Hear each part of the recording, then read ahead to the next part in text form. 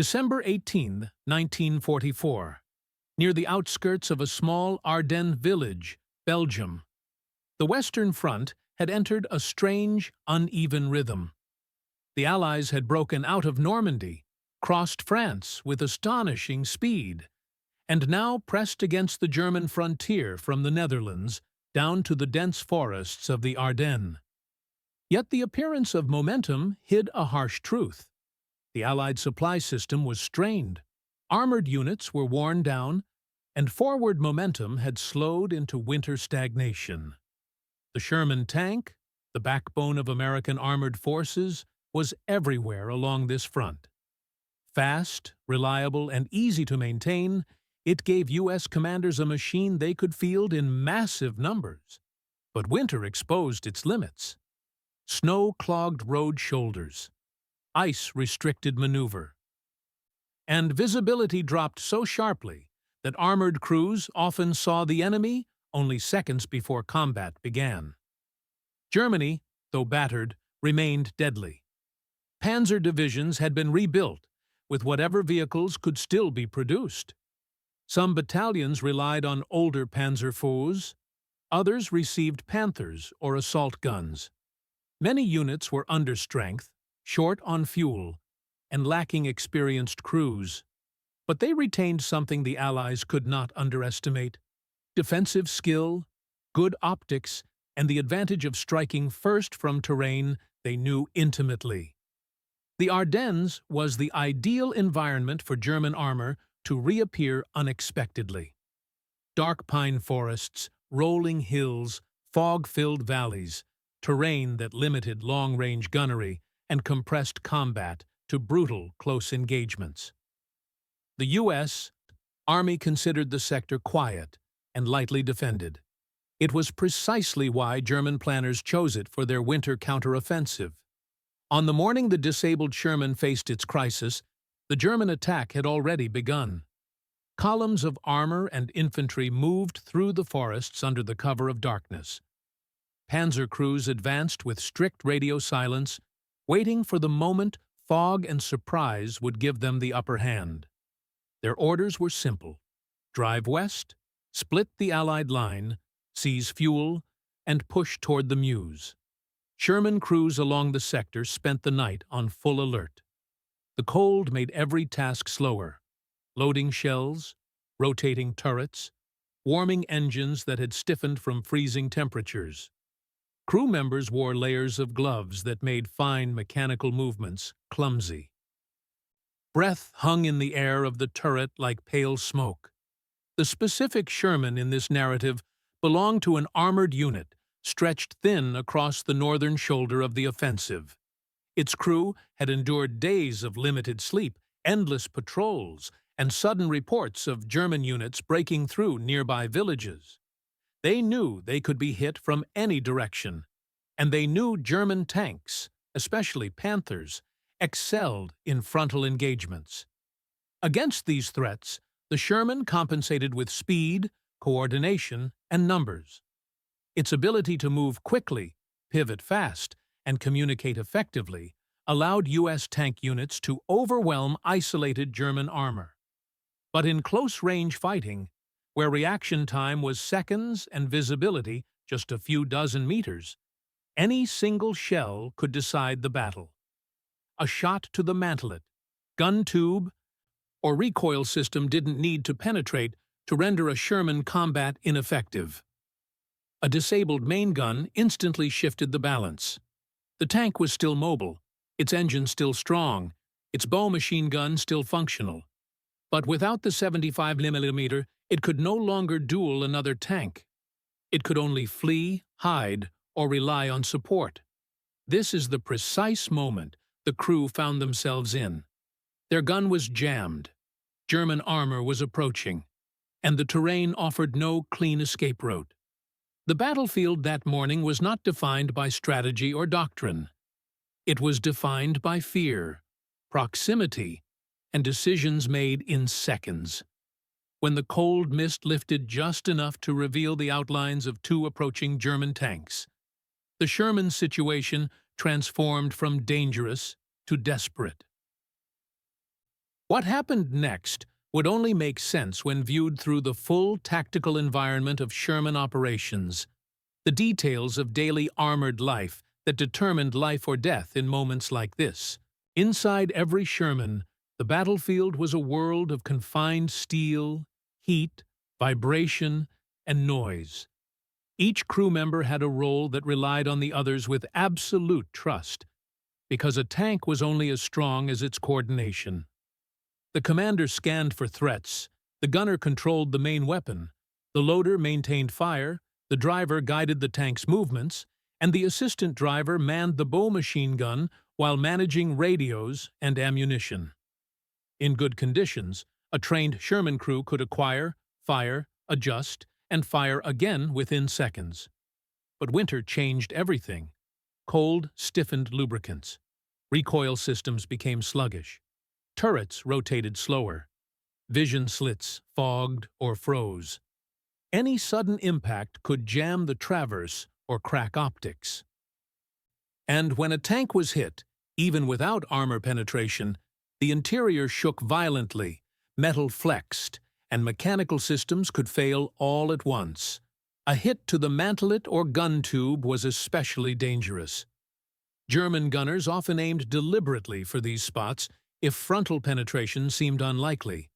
A glancing strike could bend the gun sleeve, jam the recoil mechanism, damage the muzzle brake, misalign the turret's internal gears, cause fragments to dislodge inside. Any of these failures could render the Sherman's 75mm cannon inoperable, even with no armor penetration. When that happened, doctrine allowed the crew to reverse, withdraw behind friendlies, or use the tank's mobility to relocate for repairs. But in the Ardennes, with fog, narrow roads, and fast-moving German spearheads, retreat was rarely simple. Many Shermans fought in small, scattered groups, often without full battalion support. Communication lines were chaotic. The rapid German advance created pockets of confusion where isolated units received conflicting orders. And isolated tanks were exactly what German armor hunted. On the morning our disabled Sherman faced the approaching Panzers, its crew already knew they were operating under stressful conditions. Visibility fluctuated between 30 and 100 meters as fog rose and fell. Woods on both sides of the road channeled all movement into predictable lines. German infantry with Panzerfausts could be anywhere, and the sharp crack of tank guns in the distance told them enemy armor was closer than headquarters realized. The driver, positioned low inside the hull, saw only through his narrow slit or periscope. His world was a fragment of the battlefield. He depended entirely on the commander's instructions. But when shells hit and shock filled the turret, communication often broke down. Noise drowned out voices. Dust and metal flakes clouded the air.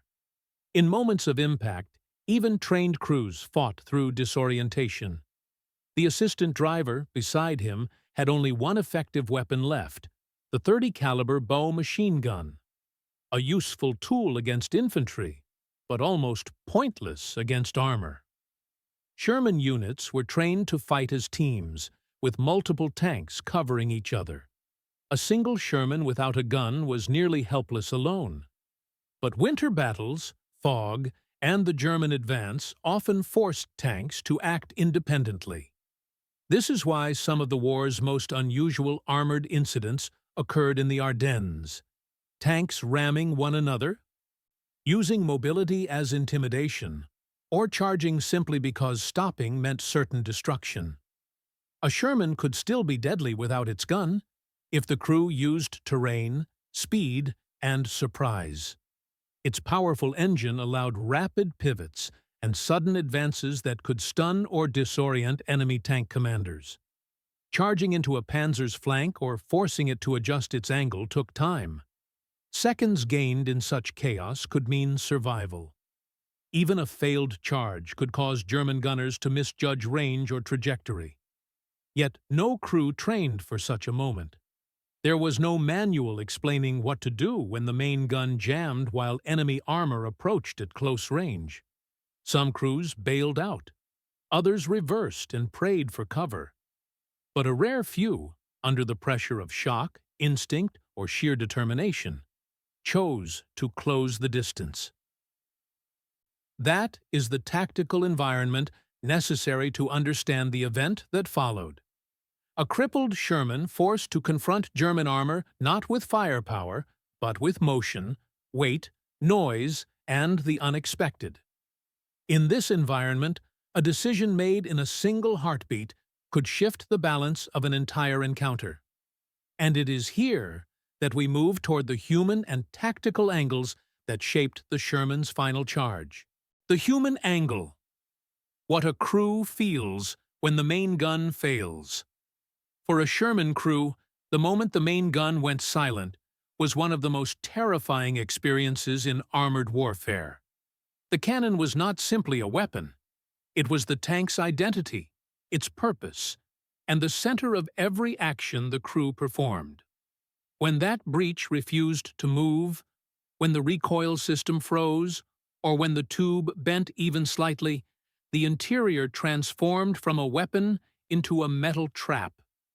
Training drilled into crews that the gun must always be ready. Every mission, every engagement, every drill revolved around loading, firing, adjusting, firing again. The gunner focused on stabilizing the reticle, the loader on inserting the next round, the commander on calling distances and targets.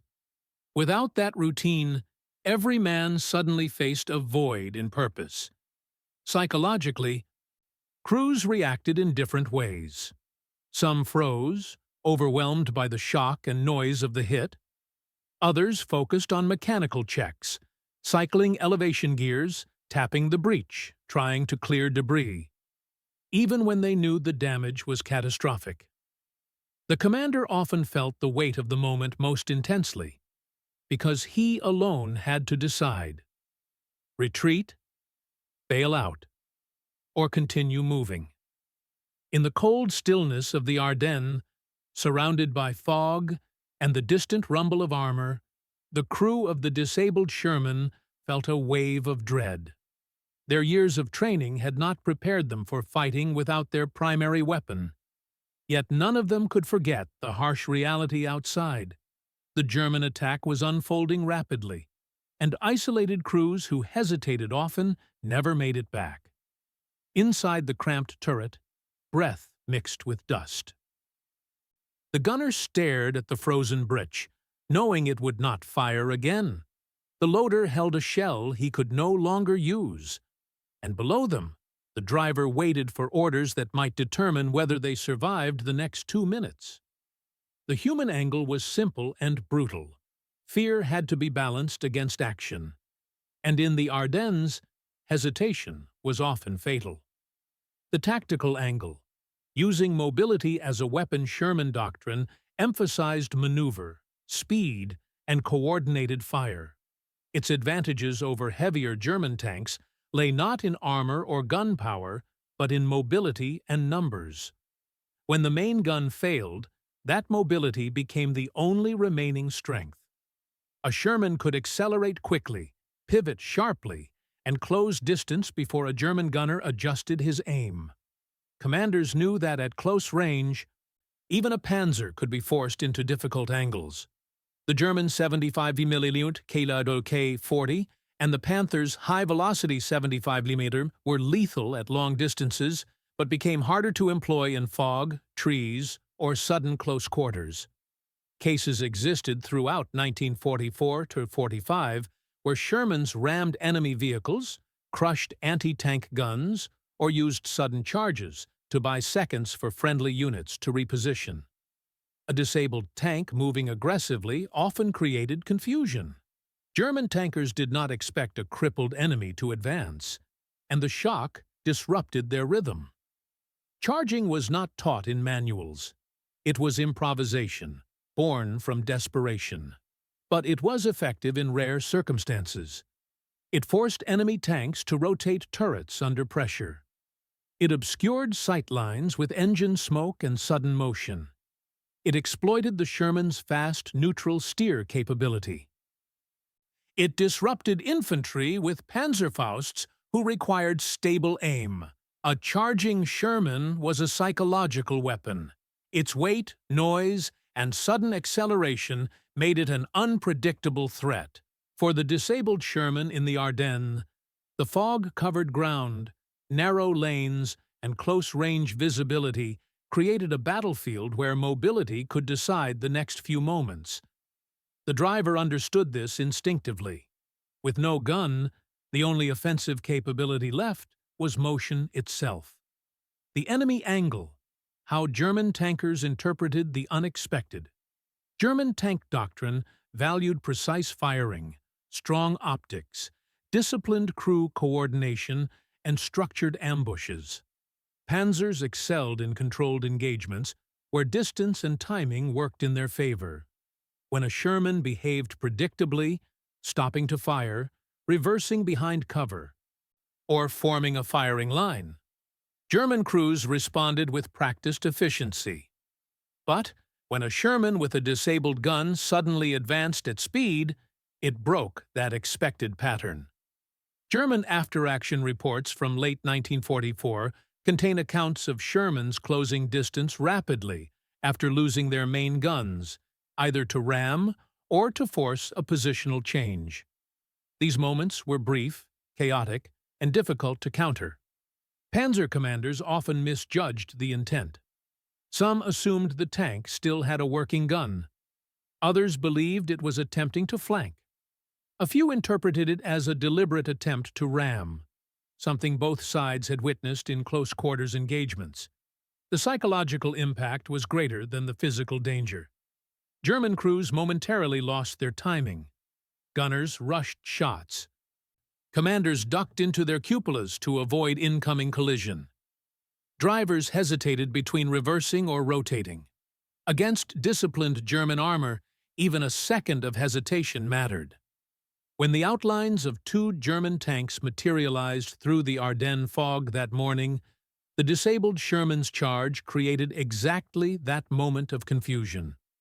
The Germans were prepared for a gun duel, not for a crippled tank accelerating toward them. In seconds, the battlefield dynamic shifted. The technological angle. Why the Sherman could still fight without a gun. The M4 Sherman was often judged by its armor thickness or gun caliber, but its greatest engineering strengths lay in its drivetrain, its transmission reliability, and its turret layout. These features, often overlooked, explain why a Sherman could remain a threat even after its main gun died. The Sherman's power came from engines like the Ford GAA V8 or the Continental Radial, both capable of producing high torque quickly. This meant instant acceleration from a near standstill, a meaningful advantage in close-range armored encounters. Even with heavy mud or frost on the ground, the Sherman could lurch forward before an enemy gunner corrected his aim. Its powertrain allowed neutral steering, the ability to pivot in place by counter-rotating tracks. This was invaluable at close quarters. A Sherman could swing its hull rapidly toward a threat or angle sharply to disrupt enemy targeting. German tanks, particularly Panthers, required more space and time to perform similar maneuvers. Inside the turret, the layout of controls also mattered. Even when the 75mm was disabled, the turret could often still rotate using power traverse or manual crank. A quick-moving turret silhouette could confuse enemy gunners into thinking the cannon was still active, buying the crew precious seconds. The hull machine gun remained functional. Though ineffective against armor, it could suppress infantry carrying Panzerfausts, one of the gravest threats to Allied tanks in forested terrain. And the radio, typically operated by the bow gunner, allowed the crew to warn nearby units or call for artillery or tank destroyers. Mechanically, the Sherman could continue fighting as long as the engine ran, tracks were intact, fuel remained, the crew remained inside. A disabled cannon was a critical loss, but not the death of combat capability. The Sherman was engineered to keep moving, even when damaged. In the fog and close terrain of the Ardennes, movement alone could shift the outcome of an encounter. This is why the tank's charge, though desperate, was technologically feasible. The Sherman offered just enough power, speed, and utility to make such a maneuver not only possible, but potentially decisive. The leadership angle. Decisions made under shock. Leadership inside a tank was not defined by rank alone. It was defined by seconds, the seconds following impact, fear, and threat. When a shell hit and the gun jammed, the commander's mind raced faster than any manual could guide. American armored doctrine taught commanders to evaluate three variables immediately. Can we fire? Can we move? Can we see the enemy? When the answer to the first question was no, the remaining two became critical. Reports from armored battalions throughout 1944 describe commanders making split-second decisions to advance, reverse, or pivot, based solely on instinct and circumstance. Some ordered their crews to bail out. Others pressed forward to shield friendly infantry. A few improvised maneuvers so unexpected that the enemy momentarily lost initiative. The Ardennes offensive created conditions where confusion amplified the importance of leadership. Communication lines were strained. Radio chatter was fragmented. Fog obscured unit positions. Many commanders were isolated, responsible for decisions that normally would involve platoon-level coordination. The commander of the disabled Sherman faced this exact scenario. The gun was frozen.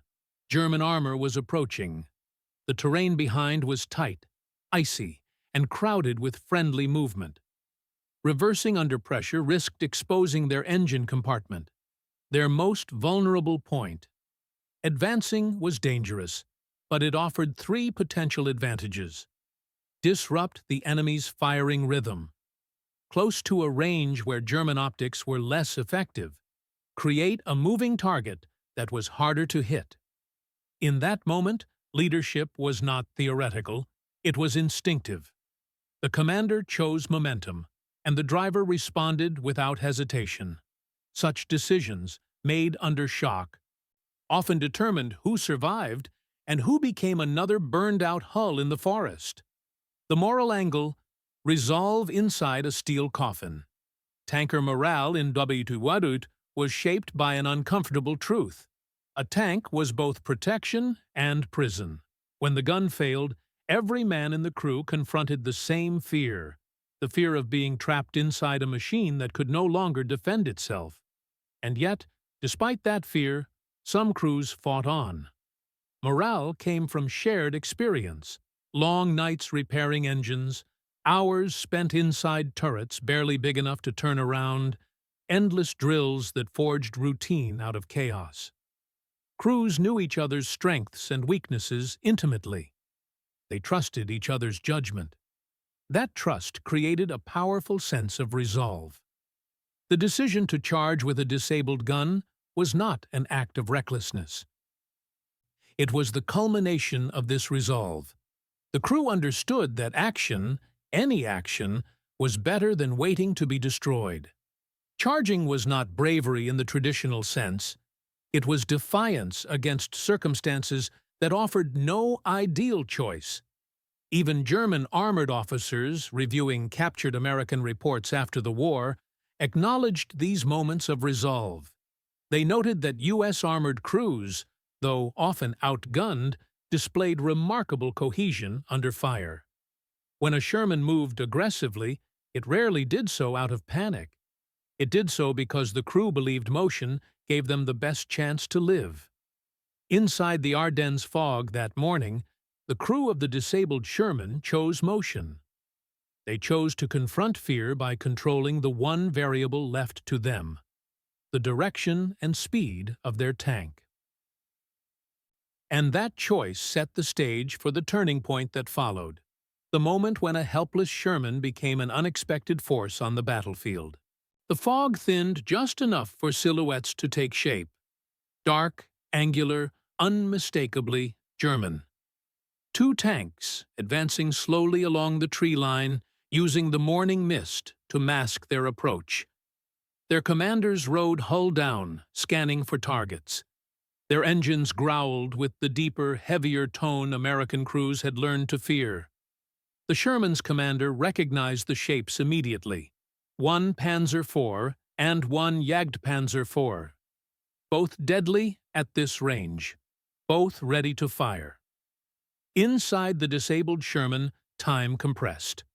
The men had seconds, no more, to react. The gunner slapped the breech again, desperate for movement, but the 75mm was frozen solid. The loader held a useless shell, knuckles white. The assistant driver gripped the bow machine gun, knowing it would do nothing against German armor. The commander didn't hesitate. Forward! But inside a steel hull, orders were not spoken. They were understood through urgency, tone, and instinct. The driver pushed both levers ahead. The Sherman lurched forward violently, its engine roaring, treads biting into frost-covered soil. The sudden acceleration surprised even the crew inside. To the German tanks, the maneuver was completely unexpected. The Panzer IV's gun snapped toward the charging Sherman, but the tank's sudden angle and speed forced the gunner to make rapid, imprecise adjustments. German doctrine emphasized steadiness and controlled firing. A fast-moving, charging target broke that rhythm. The Panzer's first shell fired early and wide, exploding somewhere behind the Sherman in a burst of mud and splintered ice. The concussion shook the forest floor, but left the charging tank untouched. The Jagdpanzer IV, lacking a rotating turret, struggled even more. Its crew had to pivot the entire vehicle to realign its fixed gun. A slow, grinding maneuver on frosted ground. For a few crucial seconds, its lethal 75mm remained off target. The Sherman closed the distance. Inside the tank, the crew braced instinctively. They knew one hit would destroy them, but the driver kept pushing, forcing the heavy vehicle through patches of mud and icy ruts that threatened to throw it off course. His face glistened with sweat despite the cold. The commander watched through his cupola periscope, tracking the Panzer IV's movements. He saw its gun shift again, trying desperately to correct aim. Another split-second adjustment. Another hesitation. Charging had created chaos. The enemy had expected a retreat, not an advance. The Sherman's bow gun erupted, spitting .30-caliber fire. The rounds struck the Panzer's mantlet and glacis plate harmlessly, but that wasn't the point. The flashes and smoke obscured the German commander's vision and forced infantry nearby to scatter. Panzerfaust teams dove for cover, unable to hold a stable aim. The Panzer IV fired again. The shell smashed into a tree, showering the Sherman with bark and debris. The blast rocked the tank violently. The loader lost his grip and flattened himself instinctively against the turret wall, expecting the next shot to be fatal. But the Sherman kept moving. The distance between the two tanks had collapsed to less than 50 meters, dangerously close for both sides. The Panzer IV reversed, trying to widen the gap. Its treads spun on icy soil. The Jagdpanzer IV continued rotating, inching its fixed gun toward the charging American tank. For the German crews, the scene now looked bizarre. A Sherman with a jammed main gun was closing in aggressively, bow machine gun blazing, engine roaring like an enraged animal. The move made no tactical sense, unless the Sherman intended to ram, and in close quarters, being rammed by a 30-ton tank could cripple tracks, tear off fenders, or jam a turret traverse. The Panzer IV commander shouted for more distance, but reversing uphill on frozen earth was slow. The tank crawled backward, trying to escape the charging Sherman's path. The Sherman was now close enough that the crew could hear the Panzer's engine straining. Inside the American tank, the commander saw the moment forming. A brief window when the enemy was off balance, adjusting, repositioning, not firing. The charge had not been a wild gamble. It had been a calculated disruption, and it had worked. But the real turning point, the moment that would define the encounter, had not yet arrived. It would come in the next seconds, when the Germans were forced to make a choice under pressure they had not expected. The Sherman closed the final meters. Where the Germans hesitated, the Americans committed. And that commitment pushed the encounter to the edge of collision, and into the decisive action that followed. The Sherman closed to point-blank distance, far closer than any American crew ever wanted to be against German armor. At this range, the battlefield stopped being a contest of gun calibers or armor thickness. It became a struggle of nerve, reflex, and momentum. The Panzer IV commander finally realized the American tank was not stopping. He ducked back into his cupola, shouting orders. The gunner tried to drop the barrel to the lowest depression angle, but the Sherman's sudden burst of speed forced a rushed correction. The German gunner's reticle swayed wildly. Each second the Sherman advanced, the Panzer IV's ability to target it diminished. The Jagdpanzer IV, still rotating on frozen ground, prepared to fire as soon as its fixed gun lined up. Its commander, experienced, methodical, knew that a calm shot at close range would end the fight instantly. But calm was impossible. The charging Sherman had thrown the tight German formation into disorder. Then came the pivotal instant. The Sherman's driver made a choice that would define the day. Instead of aiming directly for the Panzer IV's glacis plate, he angled the tank slightly and aimed for the Panzer's right track assembly. A full-speed collision there could cripple the enemy tank, or at least force it into a pivot that spoiled its aim. The Panzer IV reversed desperately, treads churning, ice spraying. But the Sherman was already committed. The impact was brutal.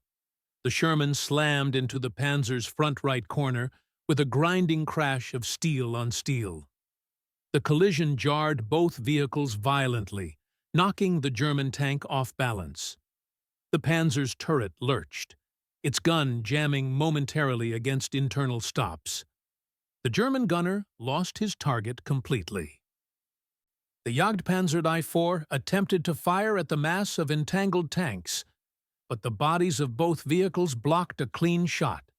The Sherman had inadvertently shielded itself by using the Panzer IV's hull as a barrier.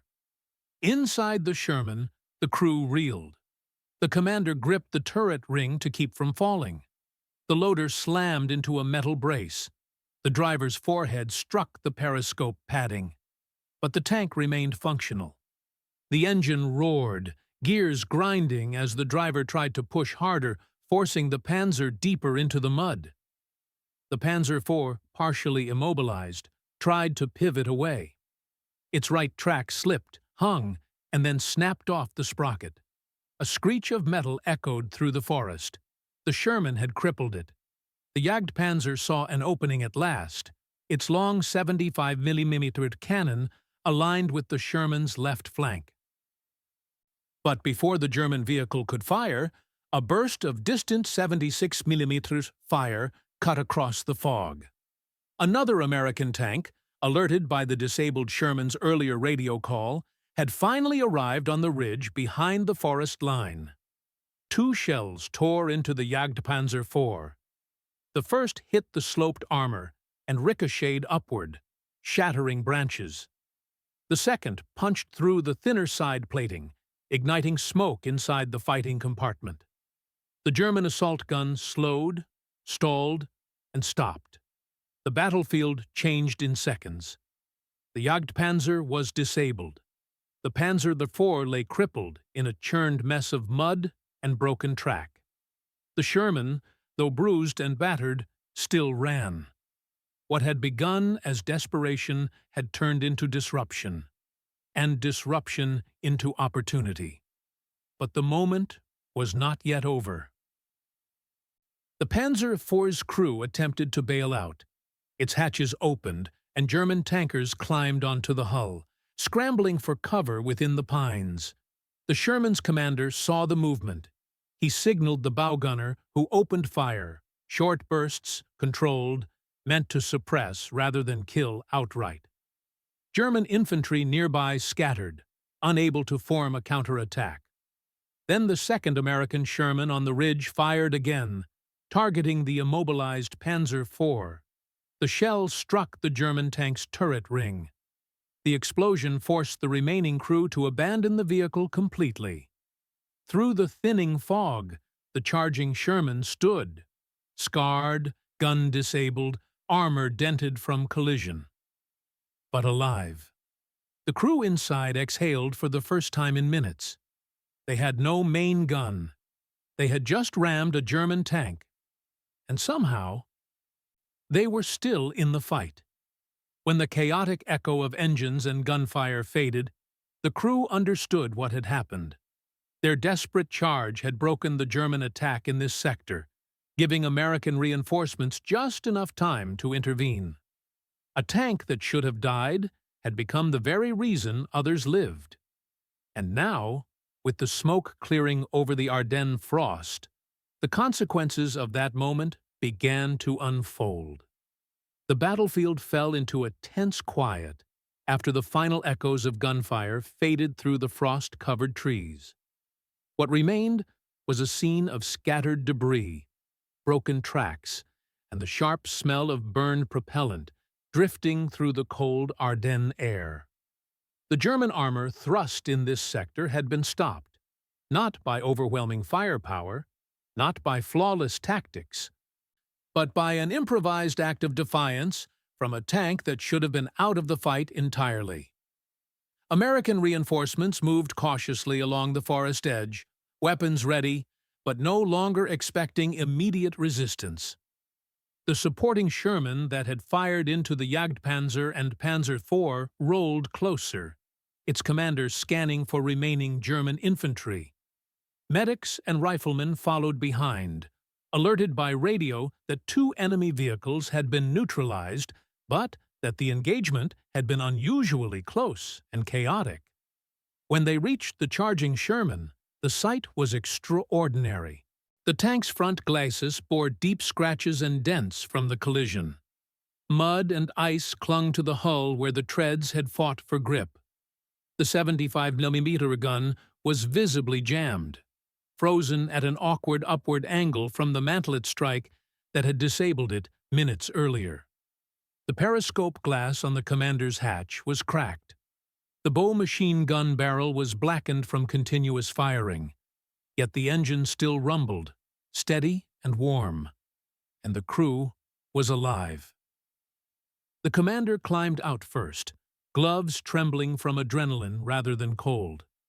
The loader followed, rubbing a bruise across his shoulder where he had slammed against the turret rings during the collision. The gunner stared at the jammed breech, still in disbelief that the tank had fought its way through without firing a single 75mm round. Nearby infantrymen approached with a mix of amazement and confusion. Tanks were expected to trade fire, pivot, and use terrain, but ramming a Panzer was something out of desperation, not doctrine. Reports of such incidents surfaced occasionally throughout 1944 and 1945, but few soldiers ever witnessed one under these conditions. To see a gun-disabled Sherman charge headlong into German armor was something that would be retold long after the smoke cleared. The German tanks told the rest of the story. The Panzer IV lay tilted in the mud, its right track torn free, sprocket teeth bent from the collision. Its hull showed the unmistakable imprint of the Sherman's weight. The jagged break in the track revealed how the German crew had struggled to reverse, but lost traction on frozen soil. Its hatches were open, steam rising faintly from the engine compartment, As it cooled, the Jagdpanzer IV sat motionless under the tree line, smoke still drifting from the hole punched through its side armor. Its fixed gun pointed harmlessly toward the ridge where the American supporting tank now stood. The assault gun's angled silhouette, so fearsome in ambush, had not been enough once confusion and close quarters overwhelmed its advantage. From a tactical standpoint, the outcome was clear. The German thrust in this corner of the forest had stalled. 2 armored vehicles lost, infantry scattered, momentum broken, and all because the charging Sherman had forced the Germans into a vulnerable position at the critical moment. Higher command would later note the incident in battalion after-action summaries. The reports described the gun failure, the sudden advance, the ramming strike, and the arrival of supporting fire.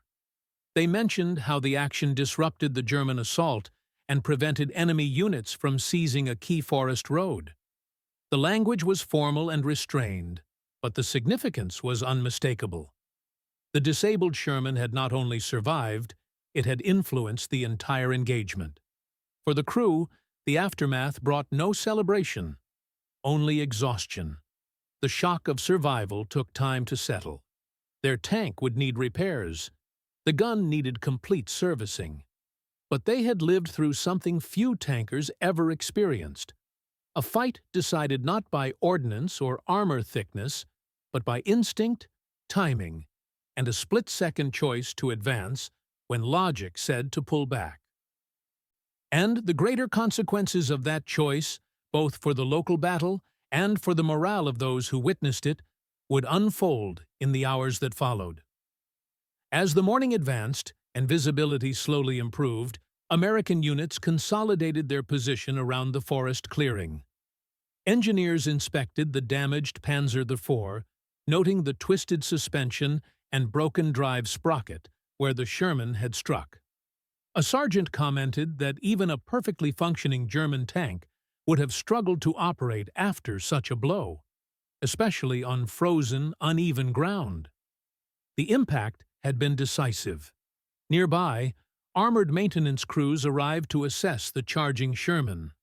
They shook their heads at the fractured mantlet, the jammed recoil system, and the warped gun sleeve. The collision had bent structural components that would require depot-level repairs, yet the powertrain, hull, and tracks remained intact. For a vehicle that had rammed a German tank at full acceleration, the Sherman had held up remarkably well, a testament to its robust engineering. Word of the incident spread quickly through the battalion. Tanker crews who had spent months dueling with German armor approached to examine the Sherman, tracing their fingers along the deep dents in the armor plate. Infantrymen from nearby companies gathered around the frozen scene, recounting what they had heard over the radio. A disabled tank charging through fog, machine gun blazing, smashing into a Panzer to stop an advance. These accounts grew more dramatic with each retelling. Yet the core remained true. A gunless Sherman had broken a German armored push at a critical moment. Officers soon began discussing the tactical implications. The German attack in this sector had hinged on coordination between armor and infantry. By disrupting the lead Panzer IV and the supporting Jagdpanzer IV, the disabled Sherman had fractured the enemy formation. Without armored spearheads, German infantry had no choice but to withdraw deeper into the woods, ceding the initiative to the Americans. In the broader context of the Ardennes offensive, this action was small but meaningful.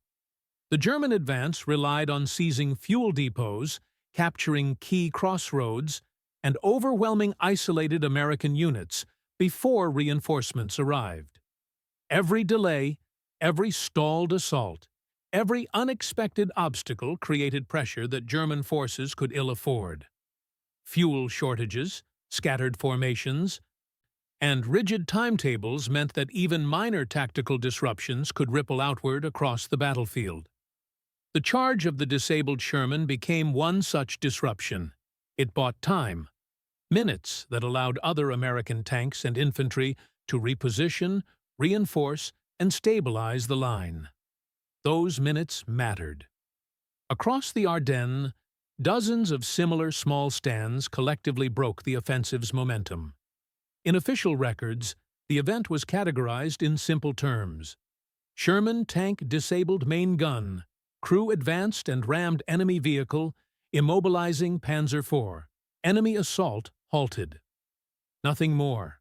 No flourish, no drama, no explanation of the fear, instinct, or improvisation that had driven the crew to act. Military documents rarely captured the human element of such moments. Instead, they distilled chaos into a few clipped sentences, leaving the deeper meaning to soldiers who witnessed the event firsthand. But for the American armored crews who stood examining the battered Sherman, the meaning was clear. It showed that even when technology failed, the crew could still make their tank a weapon. It showed that resolve mattered in steel battles, where seconds decided survival. And it showed that sometimes a tank's greatest strength was not its gun, but the men inside it. In the days that followed, the battalion moved on. The disabled Sherman was sent to a rear area workshop. The crew remained in the fight, reassigned to another tank. The forest thawed slightly. The fog lifted, and the chaotic charge became one more story traded between crews during cold nights in Ardennes encampments. Yet, the significance endured. The incident was cited in training lectures months later, used as an example of initiative under pressure. It entered the informal lore of the unit, and it served as a reminder that in armored warfare, the line between defeat and survival sometimes depended on a single, unexpected choice. This brings us to the final element, the reflection on what this moment means within the broader history of World War II and the men who fought inside these steel machines. In the vast scale of the Second World War, with its massive offensives, industrial armies, and sweeping strategies, a single Sherman tank charging through fog might seem insignificant. It did not decide the Ardennes campaign. It did not alter the course of the war. It did not appear in headlines or official communiques. And yet, moments like this reveal something fundamental about armored warfare and about the people who fought it. A tank is often viewed as a symbol of mechanical power, of steel and fire. But inside, it is a small human space filled with noise, fear, sweat, and instinct. When the Sherman's gun froze, the machine became imperfect. Its strength failed. Its doctrine vanished. But the men did not. Their decision to advance, to take control of the only asset they had left, reflected the core truth of armored combat. Machines extend human will, but they do not replace it. The Panzer crews that morning faced the same reality. Their vehicles were powerful, precise, and deadly. But even they were vulnerable to the unexpected, to hesitation, misjudgment, and the shock of an enemy acting outside the predictable patterns of warfare. In close terrain, where fog erased distance and sound distorted direction, the battle was as much psychological as mechanical. The disabled Sherman's charge endures not because it was tactically perfect, but because it was deeply human. It showed how resolve could turn a failing machine into a weapon once more. It showed how courage could be measured not in firepower, but in the willingness to act when logic and safety suggested otherwise. And it showed that, at the heart of every steel clash in World War II, human decision remained the defining force. As the war moved on and the front lines shifted, the forest where the charge occurred returned to quiet. Snow fell over the broken tracks. The husk of the Panzer was eventually removed. The Sherman was repaired, repainted, reassigned. Time erased the physical evidence, as it does with most battles. But the meaning stayed. Because in the cold morning fog of the Ardennes, a tank that had lost its gun proved something lasting. That even in the most mechanized war in history, the human spirit could still decide the outcome of a moment.